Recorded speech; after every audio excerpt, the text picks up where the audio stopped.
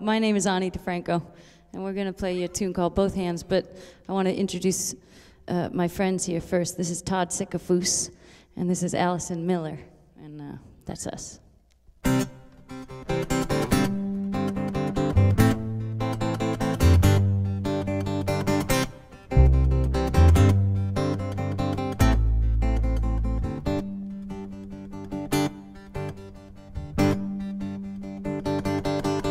I am walking out in the rain. I am listening to the low moan of the dial tone again, and I am getting nowhere with you, and I can't let it go, and I can't get through.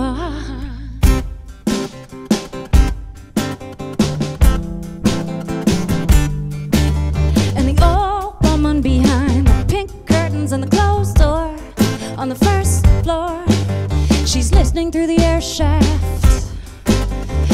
to see how long a swan song can last. In both hands, now use both hands. Oh no, don't close your eyes. I am writing graffiti on your body. I am drawing the story of how hard we try.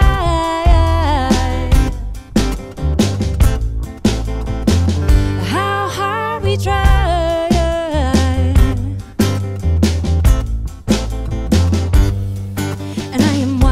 Your chest rise and fall like the tides of my life, and the rest of it all. And your bones have been my bed frame, and your flesh has been my pillow. I've been waiting for sleep to offer up the deep with both hands now.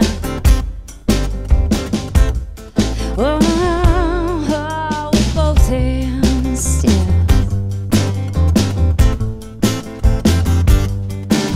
But in each other's shadow we grew less and less tall, and eventually our theories couldn't explain it all. I'm recording our history now on the bedroom wall, and when we leave the landlord will come and paint over it all. And I'm walking out in the rain. I am listening to the low moan of the dial tone again, and I am getting nowhere with you, and I can't let it go, and I can't get through. And both hands, now use both hands. Oh no, don't close your eyes. I am writing graffiti on your body. I am drawing the story of how hard we try.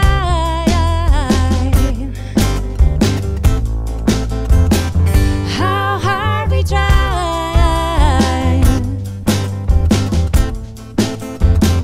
How hard we try.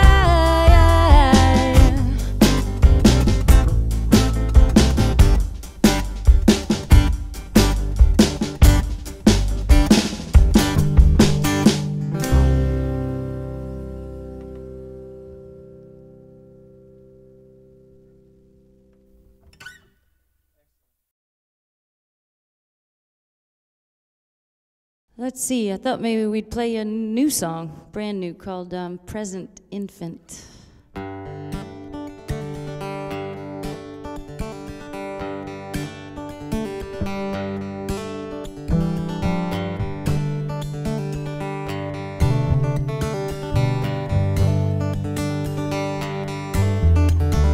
Lately I've been glaring into mirrors, picking myself apart. You think at my age I'd have thought of something better to do than making security into a full-time job, making security into an art. Yes, and I fear my life will be over, and I will have never lived it unfettered, always glaring in the mirror. Mad I don't look better.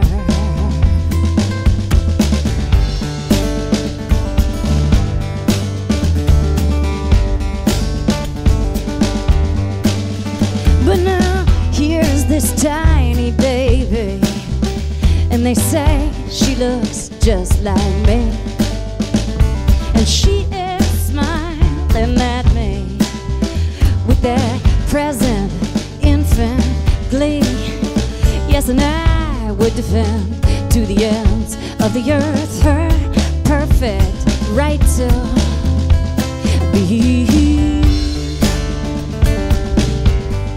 Be here.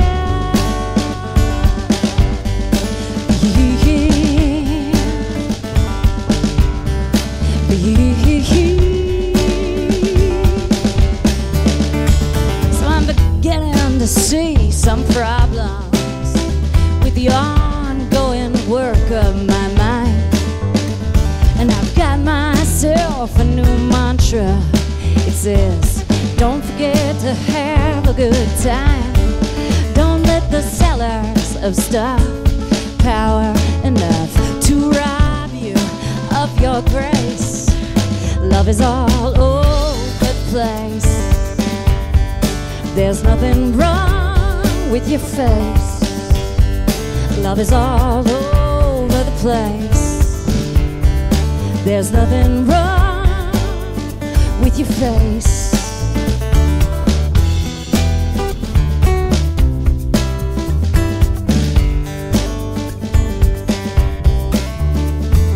Lately I've been glaring into mirrors, picking myself apart.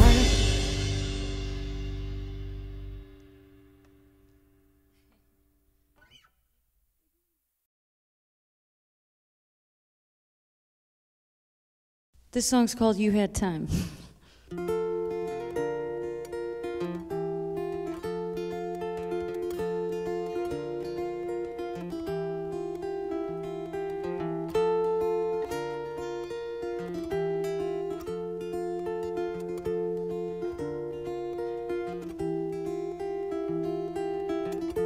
How can I go home with nothing to say?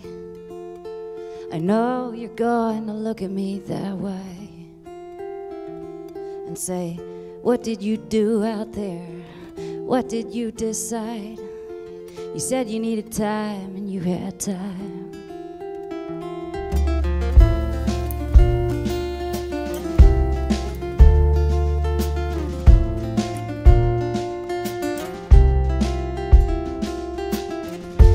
You are a china shop and I am a bull.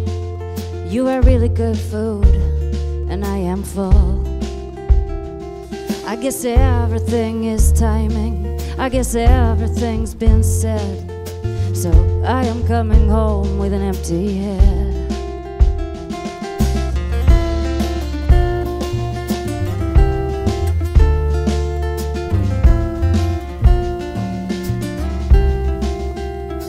You'll say, did they love you or what? I'll say, they love what I do. The only one who really loves me is you. And you'll say, girl, did you kick some butt? And I'll say, I don't really remember, but my fingers are sore, my voice is tough.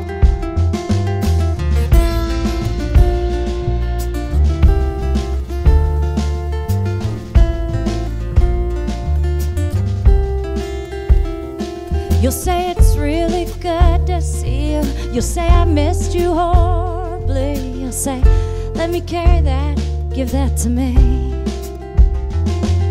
And you will take the heavy stuff and you will drive the car, and I'll look out the window and make jokes about the way things are.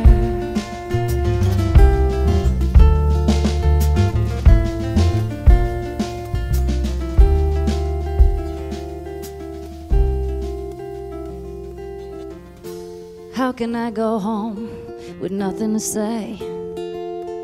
I know you're gonna look at me that way and say, what did you do out there? What did you decide? You said you needed time and you had time. You had time. You had You had time. You had time. You had time. You had time.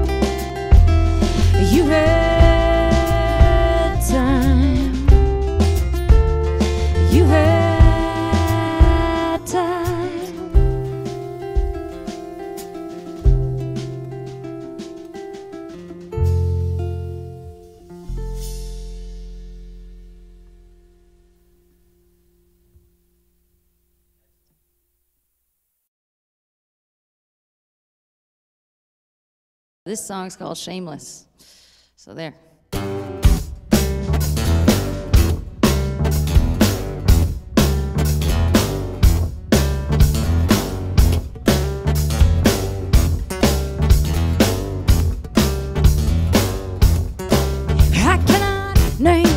I cannot explain this, and I really don't want to. Just call me shameless. I can't even slow this down, let alone stop this. And I keep looking around, but I cannot top this.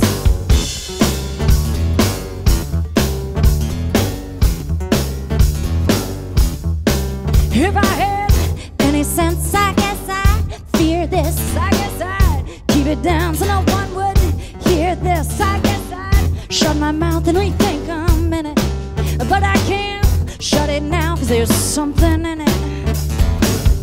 We're in a room without a door, and I am sure without a doubt they're gonna wanna know how we got in here. They're gonna wanna know how we plan to get out. We better have a good explanation for all the fun that we had, yes, 'cause they are coming for us, baby, and they are going to be mad. Yeah, they're going to be mad at us, mad.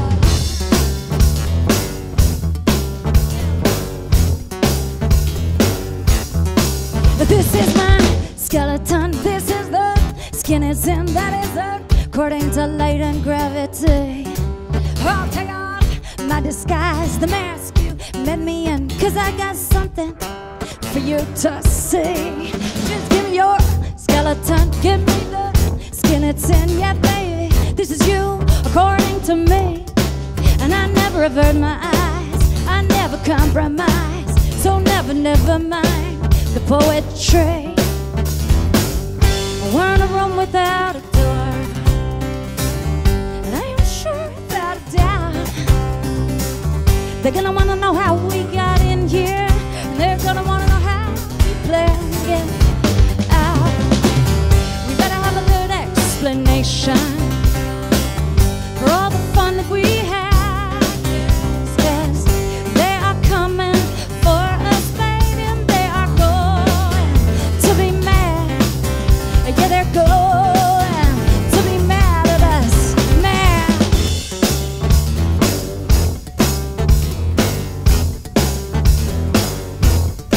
I gotta cover my butt, 'cause I covet another man's wife. I got to divide my emotions into wrong and right, and then I get to see how close I can get to it without giving in, and then I get to rub up against it till I break the skin.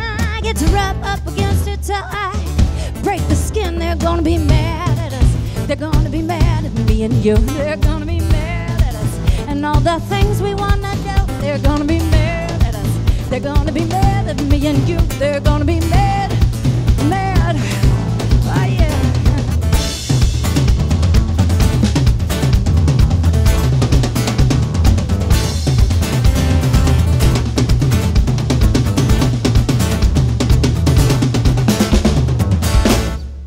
Just please don't name this, please don't explain this, just blame it all on me. Say I was shameless, say I couldn't slow it down, let alone stop it, and say you just hung around 'cause you couldn't top it.